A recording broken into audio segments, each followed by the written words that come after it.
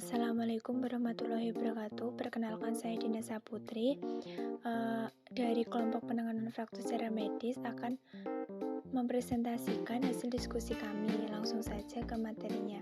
Untuk yang pertama, penyakit tulang dan penata laksanaan medisnya, yaitu ada fraktur. Fraktur ini yaitu hilangnya kontinuitas tulang yang sifatnya total dan sebagian. Biasanya disebabkan karena trauma. Nah, untuk penata laksanaan medisnya, yaitu ada reduksi dibantu untuk mengembalikan fragmen tulang pada kesejajarannya dan rotasi anatomis. Selanjutnya ada imobilisasi, tujuannya yaitu untuk mempertahankan dan mengembalikan fungsi status neurovaskuler. Dan yang terakhir pembedahan. Pembedahan dilakukan dengan pemasangan slet atau pen atau yang disebut dengan ORIF. Yang kedua ada penyakit osteoartritis atau OA. OA merupakan penyakit kronis jangka panjang di mana terjadi gesekan antar tulang yang mengakibatkan menipisnya tulang rawan pada sendi. Untuk penata laksanaannya ada sinar infrared yang hangat akan menimbulkan atau meningkatkan vasodilatasi jaringan superficial sehingga metabolisme menjadi lancar dan saraf sensorik menjadi rileks. Efek ini mampu untuk mengurangi di pasien. Untuk penata laksanaan yang kedua ada TINS, termasuk metode non-farmakologi untuk mengurangi rasa sakit dan nyeri pasien. Cara kerjanya yaitu dengan gate control theory of pain, yaitu arus listrik diterapkan pada area yang cedera.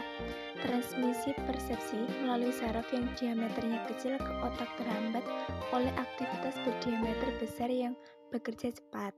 Untuk penyakit tulang yang ketiga yaitu ada osteoporosis. Nah, osteoporosis adalah penyakit tulang sistemik yang ditandai dengan rendahnya massa tulang dan terjadinya perubahan mikroarsitektur jaringan tulang sehingga tulang menjadi rapuh dan mudah patah. Nah, untuk prinsip pengobatannya yaitu meningkatkan pembentukan tulang, menghambat resorpsi tulang. Obat-obatan yang dapat menghambat resorpsi tulang yaitu estrogen, kalsitonin, difosfat, dan modulator. Untuk penyakit tulang yang keempat yaitu penyakit Paget, merupakan penyakit tulang yang sering terjadi pada orang dewasa, ditandai dengan tulang yang melunak dan bertambah besar. Untuk pengobatannya dapat dilakukan dengan istirahat di tempat tidur untuk mengurangi kekakuan dan ketegangan otot dengan posisi sendi lutut dan pinggul fleksi. Selanjutnya, jika nyeri dan sakit pinggang tidak berkurang, bisa segera pergi ke dokter yang lebih ahli. Untuk penyakit tulang yang terakhir yaitu ada rheumatoid arthritis, yaitu untuk penata laksanaannya yaitu pemberian DMARDS. Untuk materi selanjutnya yaitu terapi medis atau tindakan yang dapat dilakukan pada sistem muskuloskeletal. Yang pertama adalah pembedahan. Tindakan yang dilakukan yaitu penggantian panggul. Dilakukan dengan cara mengangkat bagian sendi yang paling besar pada tubuh dengan cara mengganti tulang panggul yang rusak dengan panggul buatan. Untuk selanjutnya, penggantian lutut, pembedahan rutin yang sering disarankan bagi pengidap artritis. Tindakan ini dapat mengganti seluruh atau sebagian lutut dan mengganti salah satu sisi sendi lutut atau lebih. Yang ketiga yaitu ada rekonstruksi dari ACL yang dilakukan pada ligamen di dalam lutut. Untuk yang keempat, ada pembedahan saluran karpal yang dapat dilakukan dengan cara endoskopi atau pembedahan terbuka. Dan yang kelima, ada perbaikan tendon pemutar lengan dilakukan untuk otot dan tendon yang berada di sekitar sendi bahu. Pembedahan dapat dilakukan dengan pembedahan besar melalui artroskopi. Yang terakhir ada perbaikan patah tulang pergelangan kaki yang dilakukan dengan cara menggabungkan kembali tulang yang sudah patah dengan plat metal dan skrup yang cocok dengan tubuh. Materi selanjutnya itu ada komplikasi fraktur. Yang pertama ada infeksi. Infeksi bisa terjadi akibat kurangnya sterilitas alat ataupun bahan-bahan yang digunakan dalam pengobatan. Komplikasi yang kedua ada cedera vaskular. Cedera vaskular pada proses pembidayaan menggunakan prinsip ketat, sehingga terjadi gangguan aliran darah pada ekstremitas yang akan menyebabkan cedera vaskular itu. Komplikasi yang ketiga ada sindrom kompartemen. Terjadi akibat efek tourniquet dari pelat yang digunakan, ditandai dengan pembengkakan, kesemutan, bahkan dapat mengakibatkan mati rasa. Yang terakhir, komplikasinya yaitu ada amputasi. Amputasi terjadi karena pemberian ramuan pada area luka dapat menyebabkan infeksi, sehingga timbul gangren dan membuat luka semakin parah, sehingga fraktur yang seharusnya tidak diamputasi menjadi diamputasi karena infeksi. Materi selanjutnya yaitu kelebihan terapi medis. Ketika mengalami patah tulang berat, tabib yang mengobati bahkan menyarankan harus ke medis dulu sebelum ke pengobatan tradisional itu untuk mengatasi masalah non-medis. Nah, masalah dalam perawatan non-medis yaitu pertama, yaitu area yang mengalami patah tulang lebih menyakitkan, sulit digerakkan, dan timbul luka gangren.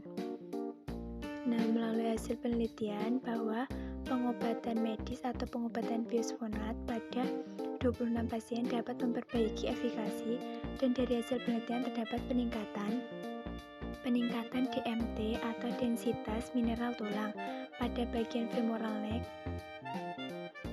setelah dilakukan terapi biosfonat. Nah, yang kedua ada pemilihan pengobatan pasien fraktur sudah dalam kategori baik, karena sebagian besar pasien fraktur memilih untuk tetap dirawat di rumah sakit dan melanjutkan pengobatan frakturnya. Nah, untuk materi selanjutnya itu ada Undang-Undang Pertanggungjawaban Pengobatan. Berdasarkan KUHP, mengatur kelalaian yang mengakibatkan orang luka berat atau mati di dalam pasal 359 KUHP dan pasal 360 KUHP, nomor 361 KUHP, pasal 359 KUHP berbunyi, barang siapa karena kekhilafannya menyebabkan orang mati dipidana dengan pidana penjara selama-lamanya 5 tahun atau pidana kurungan selama-lamanya 1 tahun. Pada pasal 360 mengatur dua jenis tindak pidana, masing-masing dirumuskan dalam ayat 1 dan 2 yang berbunyi, ayat 1, barang siapa karena kesalahannya menyebabkan orang lain mendapat luka-luka berat diancam dengan pidana penjara paling lama 5 tahun atau pidana kurungan paling lama 1 tahun. Untuk ayat yang kedua, barang siapa karena kesalahannya menyebabkan orang lain luka-luka sedemikian rupa sehingga timbul penyakit atau halangan menjalankan pekerjaan, jabatan, atau pencarian selama waktu tertentu diancam dengan pidana penjara paling lama 9 bulan atau pidana kurungan paling lama 6 bulan. Sedangkan pasal 361 menerangkan bahwa jika kejahatan yang diterangkan dalam bab 1 ini dilakukan dalam menjalankan suatu jabatan atau pencarian, maka pidana ditambah dengan 1/3 dan yang bersalah dapat dicabut haknya untuk menjalankan pencarian dalam mana dilakukan kejahatan dan hakim dapat memerintahkan supaya putusannya diumumkan. Pasal 16, informasi tentang hak pasien sebagaimana dimaksud pada ayat 1 mencakup informasi hak pasien dalam menentukan persetujuan tindakan medis atau pengobatan yang dilakukan terhadap pasien. Terima kasih, sekian presentasi dari saya. Wassalamualaikum warahmatullahi wabarakatuh.